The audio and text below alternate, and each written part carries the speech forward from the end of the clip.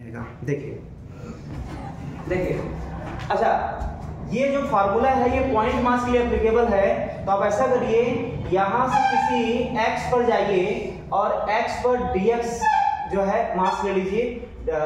x पर dx distance पर मास कितना होगा, dm। क्लियर? अब ध्यान दीजिएगा, इसका क्या लिखेंगे पोटेंशियल एनर्जी, तो बोलेंगे रेफरेंस हाइट से कितना ऊपर है, x। फार्मूला क्या होता है, mgh, तो dmgx यही तो होगा du। अरे भाई पॉइंट मास के लिए यही तो होगा फार्मूला। क्या हो जाएगा, mgh। अच्छा तो यहां g बाहर निकालिए, dm इंटू x। बताइए ये कहीं आप देखे थे इसको, ये क्या है, ये क्या है बताइए। अब कितने बच्चे पहचान लेते, हाँ इंटीग्रेशन से सेंटर ऑफ मास निकलेगा। ये क्या देगा, इस बॉडी का क्या देगा, ये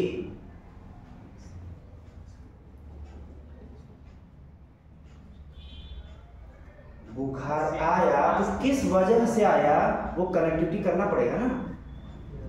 करिए, यहाँ तो बुखार आया है, अब दिक्कत कहाँ पे है बताइए, कनेक्ट करिए। अच्छा ये बताइए कि सेंटर ऑफ मास जो है फार्मूला क्या होता था, सेंटर ऑफ मास का फार्मूला क्या होता था किसी बॉडी के लिए, बोलिए वही जवाब मिलेगा। किसी बॉडी के सेंटर ऑफ मास फार्मूला क्या था, कॉपी में ब्लू या ब्लैक पेन से लिखा गया होगा या रेड से, हम लिख चुके हैं, पहले लिखवा चुके हैं। बताइए क्या लिखवाए थे, बॉडी के लिखवाए थे, बताइए क्या लिखवाए थे भाई, जो पढ़ा रही तो बताना पड़ेगा आप लोगों को ना। dm x का इंटीग्रेशन डिवाइडेड बाय dm का इंटीग्रेशन, आप पढ़ना पढ़ के देख लीजिएगा उस चैप्टर में, यही लिखवाए थे हम। इसको इधर मल्टीप्लाई, अच्छा dm dm dm जोड़ेंगे तो क्या आएगा, m टोटल मास आएगा। टोटल मास को इधर मल्टीप्लाई करेंगे तो बताइए इसके जगह, अच्छा ये यही है क्या, चेहरा मैच कर रहा है क्या, लग रहा है नहीं, वही है गद्देदास करमचंद्र गांधी। अच्छा इसको इधर मल्टीप्लाई करते हैं तो dm dm dm dm dm m, और ये क्या जाएगा, x centre of mass. Sir ये चेहरा तो किसी से मैच कर रहा है, किससे मैच कर रहा है, उस फार्मूले से। लेकिन कंडीशन है कि यहां पर तो पॉइंट मास होता था, तो यहां पर सेंटर ऑफ मास ढूंढते नहीं थे, लेकिन यहां पर m g, लेकिन ये क्या है, ये क्या है, सेंटर ऑफ मास, जो यहां से डिस्टेंस निकालना होगा। देखिए यही तो है m g, ये क्या है, यही तो है। तो आप रेगुलर है, आपके लिए नोट कर लीजिए, फिर आगे बढ़ते हैं। अब ये रटना नहीं पड़ेगा आपको, अब ये आपको प्रूफ मिल गया, अब इसको रटना नहीं है कि बॉडी का सेंटर ऑफ मास के लिए एप्लीकेबल है mgh। नोट कर लीजिए।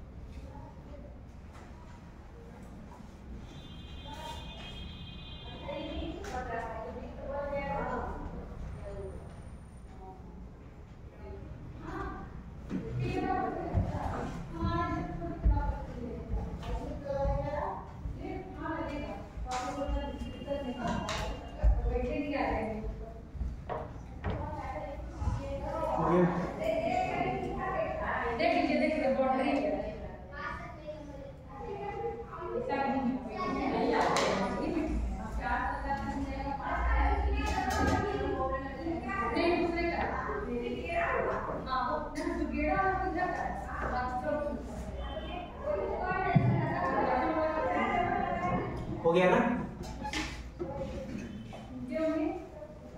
अब जैसे मैम जो है शायद आप लोग के गार्जियन से बात कर रहे थे कि मतलब पढ़ाई कैसे चल रहा है और क्या कोई दिक्कत नहीं पढ़ाई में, तो कुछ बच्चों का ऐसा था कंप्लेंट कि फिजिक्स में दिक्कत आ रहा है, क्वेश्चन नहीं बन पा रहा है। तो क्योंकि गार्जियन तभी बोलते हैं जब बच्चा यहाँ से बोलता है कि फिर दिक्कत है, तो बच्चा हमें लगता है यहाँ पे गलत बोलता है, उसके वहाँ हम पढ़ते नहीं है, रिविजन नहीं करते हैं, क्वेश्चन नहीं बन पा रहा है ये नहीं बोलना चाहिए, हम पढ़ नहीं पाते, पढ़ते नहीं। लेकिन डर लगता होगा कि पापा दौड़ा लेंगे, मतलब खुद ही बोला पढ़ते नहीं इसलिए नंबर नहीं आ रहा है। जैसे अगर हम मॉडल का फॉर्मूला लिखवाए थे dw=f.dr,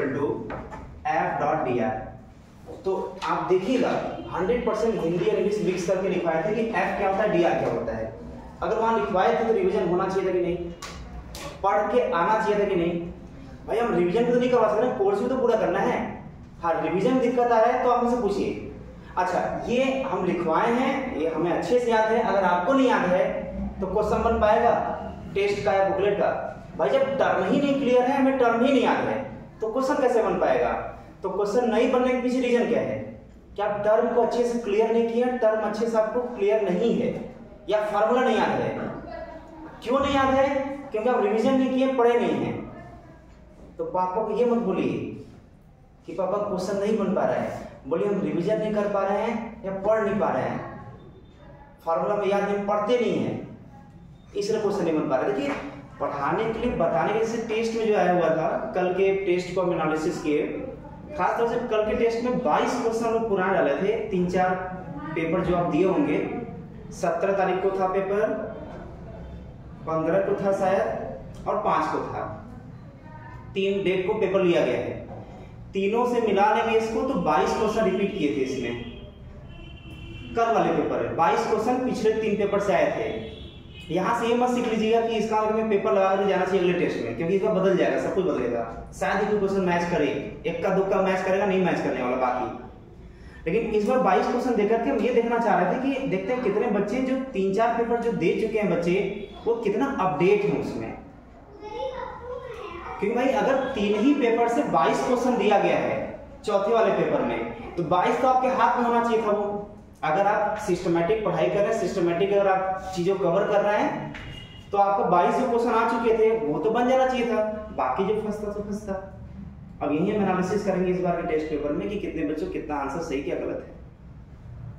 तो कहने का मतलब ये है कि आप पुराने पेपर को अच्छे से रखिए, जो स्टार बोले थे, डबल स्टार बोले थे, उसको मेंटेन करिए और उसको जो है हमेशा रिवीजन करते रहिए, तभी काम बन पाएगा इसमें।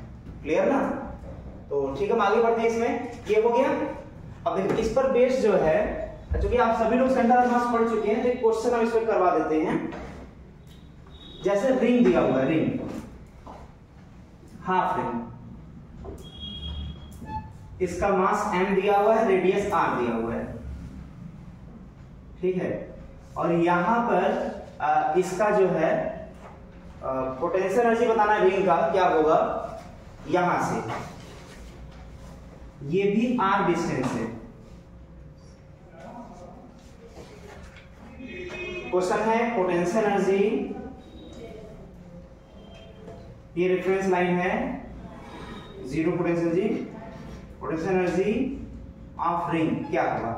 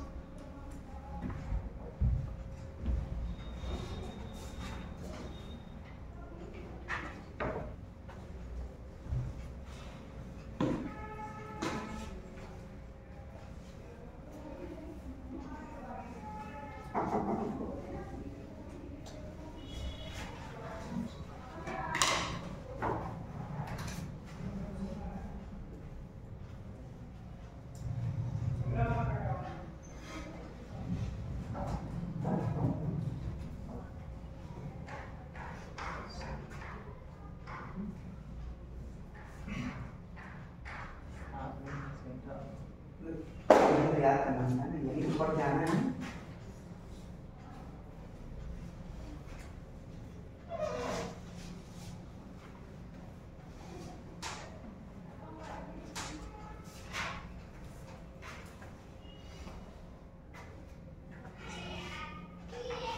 अभी क्वेश्चन तभी पढ़ पाएगा जब रिंग का सेंटर ऑफ मास का फार्मूला पता होगा।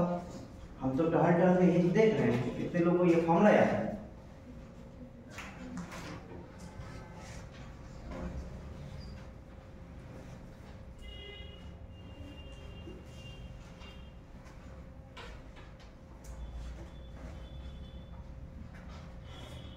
जैसे मूवी का नाम याद करते हैं, जितना गाना आप लोग याद करते हैं ना, अगर उतना भी अगर फॉर्मूला याद कर लें तो मुझे लगता है कि बहुत सारे क्वेश्चन तो मेरे को समझ में आएंगे। आज तो गाना याद करना बंद कर दीजिए आप लोग, क्लियर ना? क्यों, कोई नया गाना रिलीज होता है तो आप लोग याद नहीं होता है? याद होता है ना? तो बस जो गाने के स्टेप हैं, बिल्कुल गाने के स्टेप जैसे, उसको भूल जाइए, इसको याद कर लीजिए। हम लिखवाए थे, आपके बुकलेट में भी है और जो पढ़ाए उस कॉपी में भी है। यहां से 2r/π, यहां पे सेंटर ऑफ मास होगा। सेंटर से कितना ऊपर होगा? 2r/π। तो रेफरेंस लाइन से कितना ऊपर होगा? रेफरेंस लाइन से होगा r + 2r/π। नोट कर लीजिए, आंसर ही है mgr + 2r/π। इसका मतलब सर हमें खूब मेहनत आज के बाद करना है। हम कसम खाते हैं कि आज के बाद हम खूब मेहनत करेंगे, कम से कम फार्मूला याद कर ही लेंगे सर।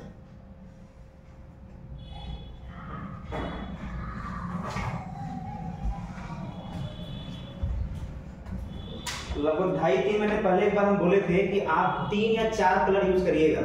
इसमें रेड कलर यूज करेगा उसको घेरने के लिए जो मेन फार्मूला होगा।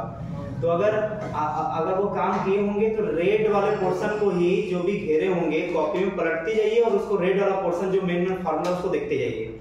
एक बार याद कर लेंगे। जानते हैं क्लास में खुद जवाब देने से जो कॉन्फिडेंस आता है ना, वो एक अलग ही उसका कॉन्फिडेंस होता है, अलग ही वो फिर आपको रुझान बनाता है पढ़ाई की तरफ। जब हर जगह आपको कुछ नहीं पता रहता तो फिर लगता है पता नहीं क्या हो रहा है, फिर हम बता दिए ठीक है याद हो गया। कुछ चीजें खुद आप तैयार करिए, खुद याद करिए सब चीजें, क्लियर ना? ठीक, हम आगे बढ़ते हैं इसमें। अच्छा, हर बच्चे की कॉपी में यहीं से आर, हर बच्चा यहीं से आर दिखाया हुआ है, जस्ट यहाँ से जो लास्ट पॉइंट है इसी से आर। ऐसा कोई टेक्निकल ये चीज नहीं कि यहीं से आर दिखाना है, कहीं से भी आर दिखाया जाता है। हर बच्चे की जो है कॉपी में बहुत सारा बच्चा समझ रहा हो कि यहीं से आर दिखाना होता है, ऐसा कोई बात नहीं है, आप कहीं से दिखा सकते हैं, कोई दिक्कत की बात नहीं है। अब हम लोग जो है क्वेश्चन करते हैं इसी पर कि नेट फोर्स सिस्टम का 0 है, तो अगर सेंटर ऑफ मास का वेलोसिटी चल रहा है तो उसी वेलोसिटी चलेगा। अगर नेट फोर्स सिस्टम के ऊपर 0 है तो अगर वो रेस्ट है सेंटर ऑफ मास तो रेस्ट में रहेगा। इसी पर अगला क्वेश्चन करते हैं। देखिए, जैसे कोई स्मूथ सरफेस है, इसके ऊपर प्लैंक रख दिया, प्लैंक के ऊपर जो है किसी पर्सन को रख दिया, कोई पर्सन यहाँ पे ऐसे जो है खड़े होकर के आगे बढ़ता है, इसका लेंथ L है, ठीक है। ये इस एंड पॉइंट से अगर वो आगे बढ़ता है, मतलब चलता है, वॉकिंग करता है, तो बताइए जो है ये आगे बढ़ेगा तो मतलब प्लैंक किधर जाएगा? पहला क्वेश्चन।